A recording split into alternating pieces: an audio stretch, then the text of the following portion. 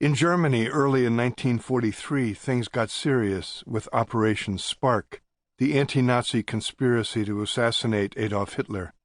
In March, 2 bomb attempts were made on Hitler's life. They failed, but in early April, a number of the conspirators were arrested by the Gestapo.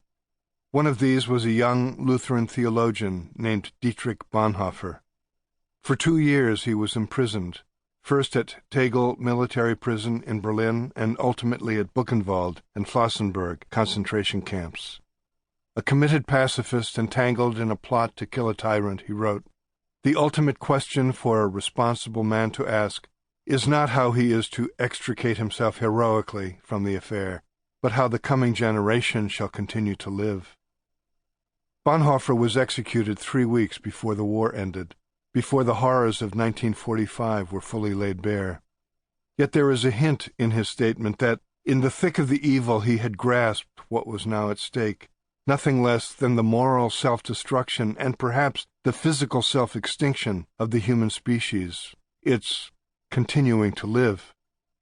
He did not survive to articulate the meaning of what he'd come to, but in subsequent years, the fragments of thought he left flashed through Christian theology like crystal shards through a darkened conscience.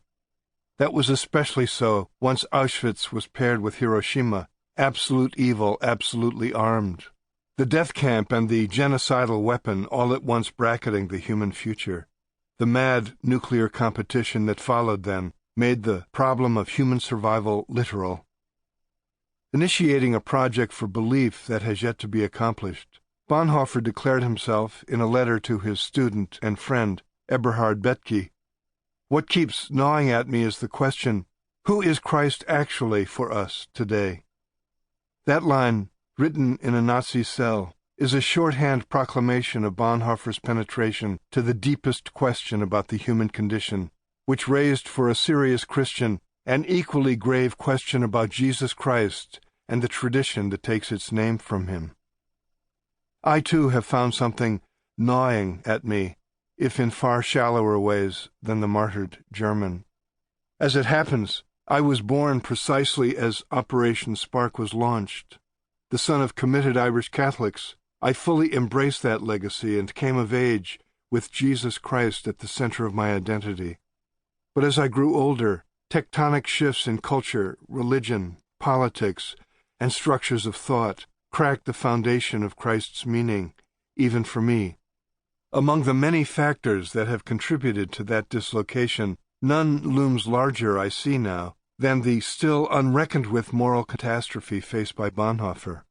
He was a first witness to the apocalyptic fervor of the Third Reich, the millennial character of the crisis, and the fact that Christendom, a culture in place since Charlemagne, and nearly the sole context within which Jesus Christ had been understood, was mortally undermined by racist Nazi imperialism. And Bonhoeffer was one of the first to grasp how the ethical shattering of Christendom extended to the keystone of Christian faith, to Jesus himself.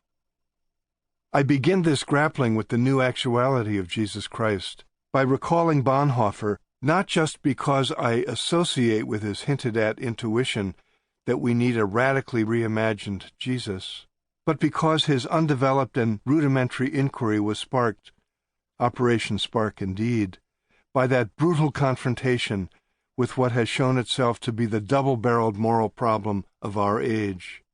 The bottomless pit that opened in southern Poland, and into which Bonhoeffer was already staring, was only one chamber of an abyss into which humanity had been plunged also by the devastation of a city in Japan.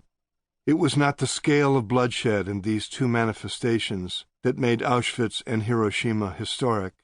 Other genocides and mass bombings compare, from Stalin and Pol Pot on one side to Curtis LeMay and Bomber Harris on another.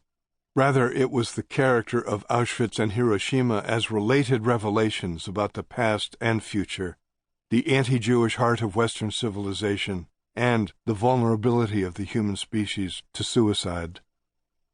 I grew up during the Cold War on bases of the United States Air Force, where my father, an Air Force general, served as a member of America's nuclear priesthood. My otherwise mundane Oedipal reckoning unfolded in the shadow of nuclear Armageddon. It was eventually impossible for me to avoid the harsh reality that, taken together, Auschwitz and Hiroshima had changed everything except human ways of thinking and believing. A transcendent shift in moral meaning had occurred. Christians regard what the tradition calls the Incarnation as an interruption in history, but so was 1945. Looking back across the decades, it has finally become clear to me how the actualities of that year forced the question, who is Christ actually?